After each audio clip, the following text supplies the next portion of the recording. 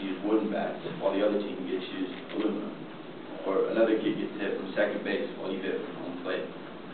Do you think this is fair? I don't think so. And the parents wouldn't either. This is what steroids are like in Major League Baseball. I feel it's unfair, but currently there are no rules banning steroid users from being in the Hall of Fame. There are rules to keep steroids out of baseball, but if they're used, you can still get to the Hall of Fame. Today I will tell you why they should be kept out of the Hall of Fame, and how we can do that. But first, we need to know what is a steroid. According to the Nemers Foundation, there are two types of steroids. Corticosteroids, which are prescribed by doctors, are used to help inflammation in the body. These help conditions such as lupus and asthma.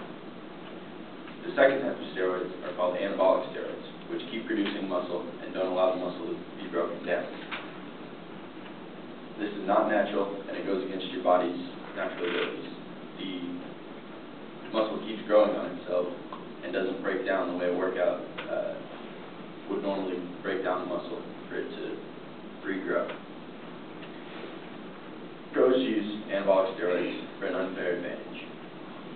Hitters use steroids to hit the ball farther. Pitchers use steroids to throw the ball faster. And other players use it to recover from injury.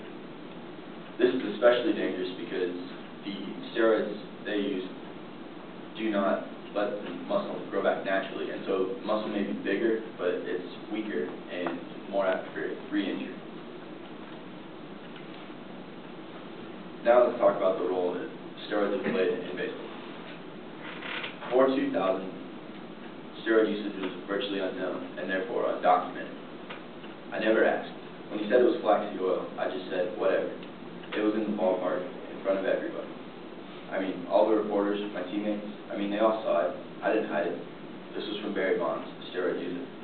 Is this what you want your kids to look up to, or to act like? The first known case of steroids was Jose Canseco of the Oakland Athletics, who tested positive in 1990. Canseco was part of Oakland's Bash Brothers, who were known for hitting lots of home runs.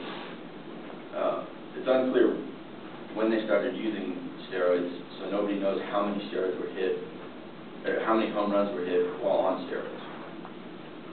In 2000, the Major Leagues officially banned steroids. It's still unclear how many players are using or use steroids, but player interviews later on have suggested up to 70% of the league is on steroids at the time. Now the rules are more strict and more players have been busted, but every year there are still users of steroids. The Mitchell report was released December 13, 2007, and listed the players who had been found to use steroids. This list included 89 current players. According to BaseballSteroidEra.com, 147 total baseball players have been found to use steroids, and this number is growing all the time. How does the Major League handle this? There are now players who were users or were thought to be users who are now eligible for the Hall of Fame.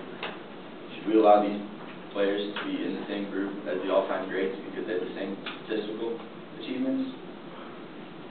People who vote for the Baseball Hall of Fame are the Baseball Writers Association of America, the BBWAA. And they're the ones that determine the fate of the players.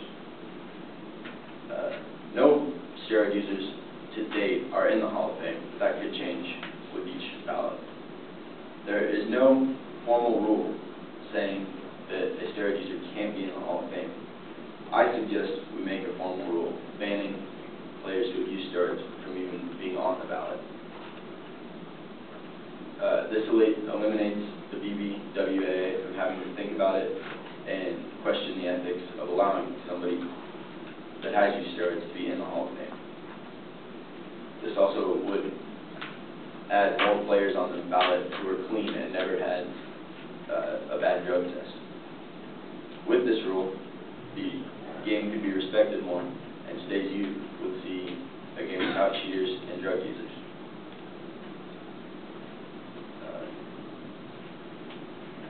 Now let's talk about how you guys can help. Write to your newspapers. BBWAA is made of sports writers who have at least 10 years of experience, and so they work for your local newspapers. There isn't a public list of who's on the BBWA because they want to keep the public from writing to them with threats or bribing them to vote for their favorite players to get into the hall. But if you write to your newspapers, it's likely that somebody that's on the BBWAA will see this letter, and with strong public support to ban these players from the Hall of Fame, I think we can sway their opinions. Also, you can write to the Hall of Fame by visiting their website at www.baseballhall.org and writing them a letter on their Contact Us tab at the bottom of their homepage. By emailing them, they will send you an email back as long as you put your name and email address like they ask you to. And it's always worth trying.